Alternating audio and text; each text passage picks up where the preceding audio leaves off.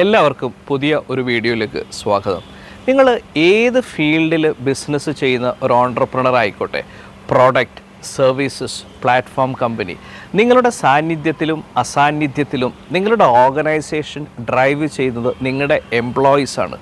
അങ്ങനെ പറയുമ്പോൾ നിങ്ങളുടെ ഓർഗനൈസേഷൻ്റെ ഏറ്റവും പ്രധാനപ്പെട്ട അസറ്റ് എന്ന് പറയുന്നത് നിങ്ങളുടെ എംപ്ലോയീസാണ്. വേറൊരു വാക്കിൽ പറഞ്ഞാൽ നമ്മളെല്ലാവരും പീപ്പിൾ ബിസിനസ്സാണ് ചെയ്യുന്നത്, അല്ലേ? അപ്പോൾ ഒരു ചോദ്യം, നിങ്ങളുടെ എംപ്ലോയീസിൽ ഇൻവെസ്റ്റ് ചെയ്യാറുണ്ടോ? ഇൻവെസ്റ്റ് ചെയ്യേ, അതെന്താണ്? ഞങ്ങൾ അവർക്ക് സാലറി, PF, ESI, ബാക്കിയുള്ള എല്ലാ ഫെസിലിറ്റീസും കൊടുക്കുന്നുണ്ട്. ഒരു കാര്യം മനസ്സിലാക്കണം, നമ്മൾ എംപ്ലോയീസിന് സാലറി, മറ്റുള്ള സ്റ്റാറ്റ്യൂട്ടറി റിക്വയർമെൻറ്റ്സ് പ്രൊവൈഡ് ചെയ്യുന്നത് അവരുടെ ബേസിക് റൈറ്റ്സ് ആണ്. അത് ഇൻവെസ്റ്റ്മെൻ്റ് അല്ല. എന്താണ് ഇൻവെസ്റ്റ്മെൻറ്റ് കൊണ്ട് ഉദ്ദേശിക്കുന്നത്?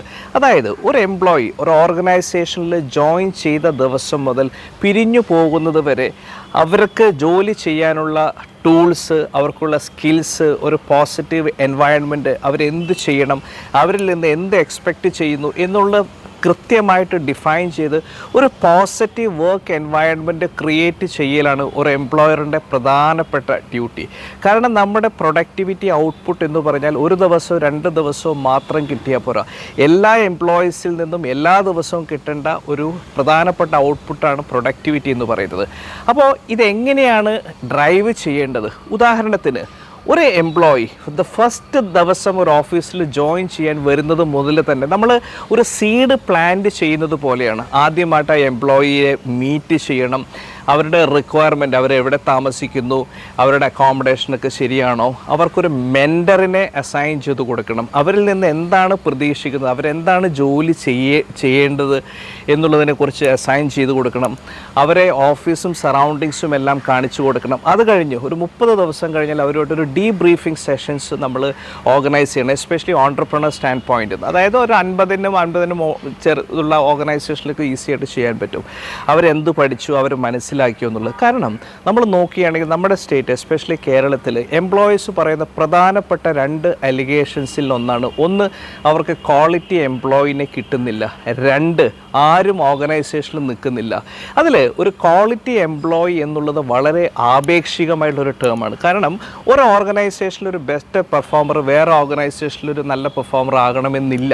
അപ്പോൾ നമ്മളൊരു ഓർഗനൈസേഷനിലെ ഒരു എംപ്ലോയിയുടെ പ്രൊഡക്ടിവിറ്റി ഡിഫൈൻ ചെയ്യുന്നത് ആ ഓർഗനൈസേഷൻസിലെ കൾച്ചറും അവിടുത്തെ അറ്റ്മോസ്ഫിയറും അവിടുത്തെ എനേബിളേഴ്സും എല്ലാം വെച്ചിട്ടാണ്. രണ്ടാമത്തെ പോയിൻ്റ്, ലോയൽറ്റി എന്നുള്ളൊരു ഫാക്ടറിന് പുതിയൊരു ഡെഫിനിഷനാണ് ഇപ്പോഴത്തെ ഉള്ളത്. പണ്ടത്തെ പോലെ 5, 10, 15 വർഷമൊന്നും വർക്ക് ചെയ്യുന്ന ഒരു വർക്ക് കൾച്ചറല്ല പലയിടത്തും ഉള്ളത്. അപ്പോൾ ഒരു എംപ്ലോയി ഒരു സ്ഥലത്തുള്ള സമയത്ത് തന്നെ എങ്ങനെ മാക്സിമം ഔട്ട്പുട്ട് നമുക്ക് കിട്ടുക എന്നുള്ളതാണ് നമ്മൾ നോക്കേണ്ടതായിട്ടുള്ള കാര്യം.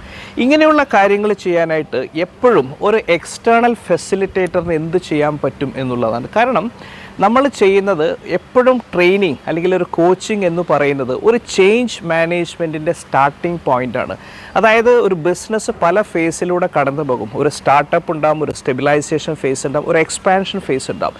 എസ്പെഷ്യലി ഒരു എക്സ്പാൻഷൻ ഫേസിൽ നമുക്ക് എപ്പോഴും ഒരു ചേഞ്ച് ആഗ്രഹിക്കണം എന്ന് പറയുന്ന ഒരു ഓൺട്രപ്രണേഴ്സിൻ്റെ അടുത്ത് എന്താണ് അവർ പ്രതീക്ഷിക്കുന്നത്, എന്ത് ചേഞ്ചസ് ആണ് ഡിപ്പാർട്ട്മെൻറ്റ്, ഇൻഡിവിജ്വൽ, ഗ്രൂപ്പിൽ വേണ്ടി വരുന്നത്, അതിനെങ്ങനെയാണ് ഒരു കസ്റ്റമൈസ്ഡ് ഡിപ്പാർട്ട്മെൻറ്റ് വൈസ് ഒരു കോച്ചിങ് പ്ലാൻ നമുക്ക് ഡിഫൈൻ ചെയ്യാൻ പറ്റും, അതെങ്ങനെ ഡെലിവറി ചെയ്യാൻ പറ്റും, എന്താണ് ചേഞ്ചസ് അതിൽ നിന്ന് എക്സ്പെക്റ്റ് ചെയ്യുന്നത്. അങ്ങനെ വളരെ കസ്റ്റമൈസ് ആയിട്ടുള്ള ഒരു കോച്ചിങ് പോയിൻ്റ് എപ്പോഴും ഒരു എക്സ്റ്റേണൽ ഫെസിലിറ്റേറ്ററിന് കൊടുക്കാൻ പറ്റും.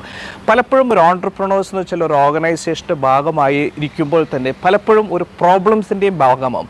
അപ്പോൾ നമുക്കൊരു സ്റ്റെപ്പ് ബാക്ക് ചെയ്തിട്ട് ഒരു ഇൻഡിപെൻഡൻറ്റ് സ്റ്റാൻഡ് എടുക്കാൻ പറ്റി എന്ന് വരില്ല.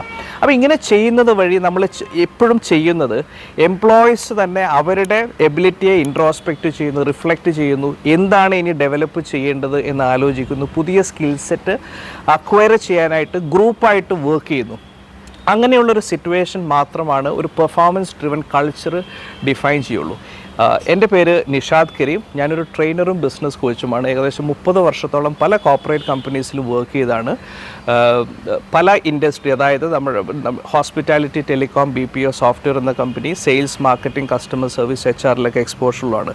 നമ്മൾ പ്രധാനമായിട്ടും NK കൺസൾട്ടൻസി എന്നൊരു സ്ഥാപനത്തെയാണ് ഞാൻ റെപ്രസെൻറ്റ് ചെയ്യുന്നത്. നമ്മൾ ഓഫർ ചെയ്യുന്നത് വളരെ കസ്റ്റമൈസ് ആയിട്ടുള്ള ട്രെയിനിങ്, കോച്ചിങ് സൊല്യൂഷൻ പല ലെവൽസ് ഓഫ് എംപ്ലോയീസിന് SME MSMEസിൽ ഓഫർ ചെയ്യുന്ന ഒരു സ്ഥാപനമാണ് നമ്മൾ നടക്കുന്നത്. എൻ്റെ പേര് നിഷാദ് കരീം, ഞാൻ റെപ്രസെൻ്റ് ചെയ്യുന്നത് NK കൺസൾട്ടൻസി. നിങ്ങൾക്ക് നിങ്ങളുടെ സ്ഥാപനത്തിൽ ഇതുപോലെയുള്ള റിക്വയർമെൻറ്റ്സ് വേണമെങ്കിൽ നിങ്ങൾക്ക് എന്നെ കോൺടാക്റ്റ് ചെയ്യാം. എൻ്റെ കോൺടാക്റ്റ് നമ്പറും ഡീറ്റെയിൽസും ഈ വീഡിയോയുടെ താഴെ കൊടുക്കുന്നതായിരിക്കും. Thank you very much for watching.